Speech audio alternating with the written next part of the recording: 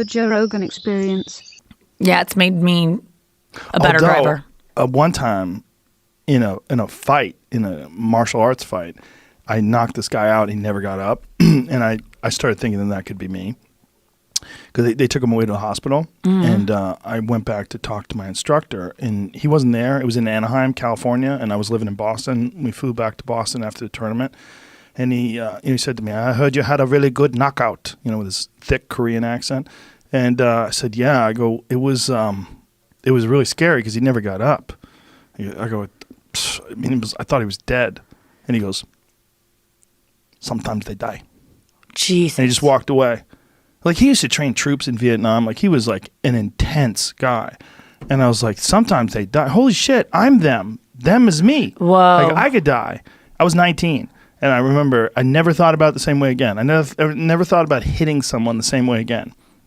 Because it was one of those, but like sometimes you hit someone and it's like a perfect shot.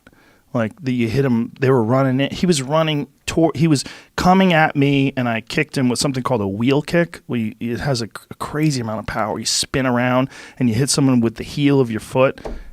My heel hurt for days. Jesus. I was limping, walking from hitting his head. Yeah, it was rough. Have you ever been hit in a way that you're Not like that. That could be? No. I've been dropped and I've been rocked and I've definitely been hit, but I've never been knocked unconscious, and not like that. That was a bad one. He was like he face planted. He was snoring. I've seen a lot of people get knocked out. Have you checked on him recently? I have no idea who he is. Wow. I've no idea what happened to him. You gave him CTE, probably. 100%. Murdered his whole family at this point. No. 100% he got brain damage. What? 100%. What? 100%. Whoa, Joe. There's no way he didn't. Oh my God. There's no way he didn't. But could that happen to you? Of course it could have happened.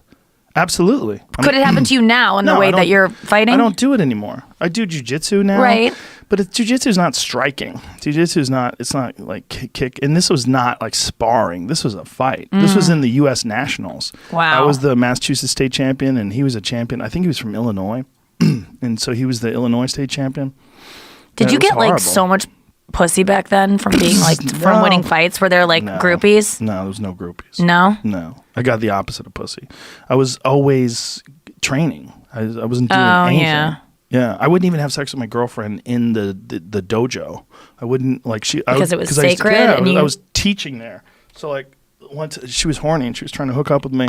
Like I had to go up there to do something and clean or something. I forget what I had to do. But she was trying to hook. I'm like, I can't. Like, don't. Like, this is not. We can't do this here. Like, this is never gonna happen here. Which is like, I would fuck her in an alleyway. I would have fucked her on a bus if no one was looking. But not in the dojo. Not there. No. It's actually in Korean. It's called dojang. They would call it dojang. But no, I didn't get any pussy. I mean, other than my girlfriend at the time. And then when you start comedy, like so much. Yeah. Dude, it's crazy. That was the crazy thing. It's like all of a sudden girls actually like me. Like, instead of me liking them and them rejecting me. Because I was basically a loser. Even though I was like a successful martial artist, I had no money and no future prospects, and there was no promise to me. It's like, where's this guy going?